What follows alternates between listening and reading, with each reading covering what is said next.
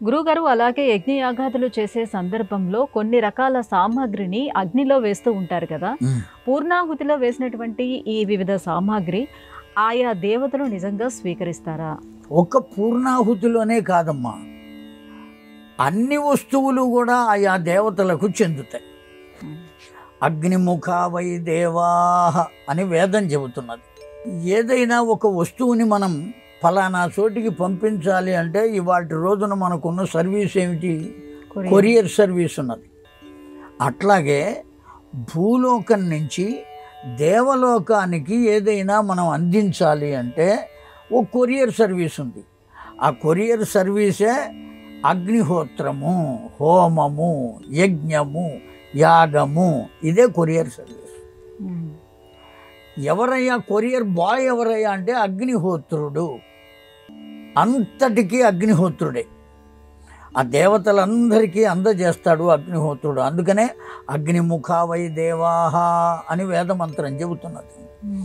ఇక్కడ మనం వేసేటువంటి ప్రతి ద్రవ్యము ఏ దేవత పేరు చెప్పి మనం అందులో వేస్తున్నామో ఆ దేవత దగ్గరకు తీసుకువెళ్ళి ఫలానా వారు నీకు ఈ ద్రవ్యాన్ని అందజేశారయ్యా అని కొరియర్ బాయ్ ఖచ్చితంగా అందిస్తాడు.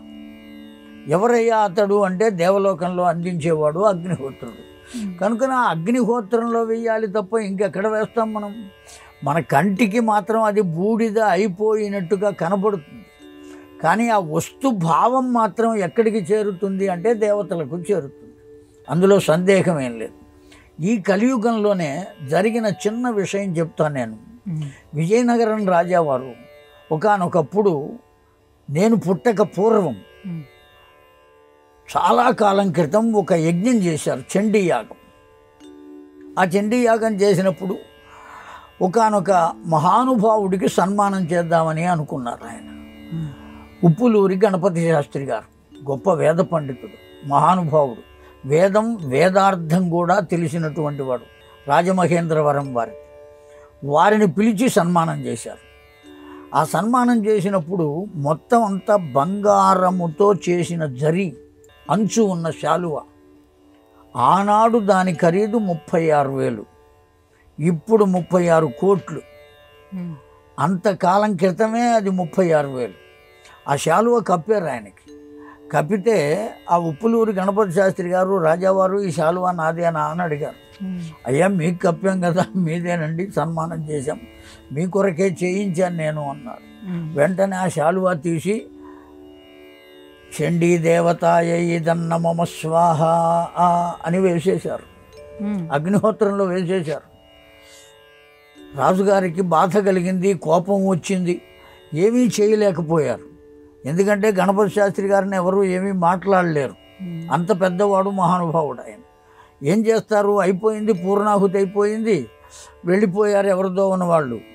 రాత్రికి పడుకున్నారు రాజావారు. తెల్లవారుజామున 4:30కి దివ్యమైన కళ వచ్చింది. ఆ కళలో మహాకాళి, మహాలక్ష్మి, మహాసరస్వతి స్వరూప చండీ పరదేవత దర్శనమిచ్చింది. ఎట్లా దర్శనమిచ్చింది ఆయనకి కళలో? ఈ గణపతి శాస్త్రి గారు వేసిన శాలువ కప్పుకుని కనపడింది. ఇక్కడ మన కంటికి కాలి బూడిద అయిపోయింది, అమ్మవారికి ఎక్కడ చేరింది? ఎలా చేరింది? దాన్ని ఎలా చేర్చాలో చేర్చినవాడు ఎవరు అంటే అగ్నిహోత్రుడు. కనుక ఖచ్చితంగా హోమగుండంలో వేయబడినటువంటి ప్రతి పదార్థము దేవతలకు చేరును, అందులో ఏమాత్రం సందేహం లేదు. కనుకనే ఆ వేసే పదార్థాలు ఎలా పడితే అలా వేయకుండా శుచిగా, శుభ్రంగా, ఆ దేవతలకు ఉపకరముగా ఉండేటట్లుగా ఉన్న వస్తువులు వేయాలి తప్ప ఏదో హవన్పుడ అని రంప పొట్టు అవి ఇవి తీసుకొచ్చి దాంట్లో వేయకూడదు. అత్యంత పవిత్రమైనవి. అందులో 2 పవిత్రంగా చెప్పబడినాయి. ఒకటి ఆజ్యము, గోఘృతం, ఆవు నెయ్యి. రెండవది చెరువు అని అంటారు. చెరువు అంటే అన్నం, దాంట్లో కూడా నెయ్యి, ఆవు పాలు, తెల్ల నువ్వులు వేసి ఉడికించి ఆ పదార్థాన్ని వేయాలి. అది దేవతలకు ఇష్టమైనటువంటి పదార్థం అని వేదం చెబుతున్నది. ఆజ్యము ఇష్టమని వేదం చెబుతున్నది. అట్లాగే ఫలములు పండ్లు ఇష్టమని చెబుతున్నది.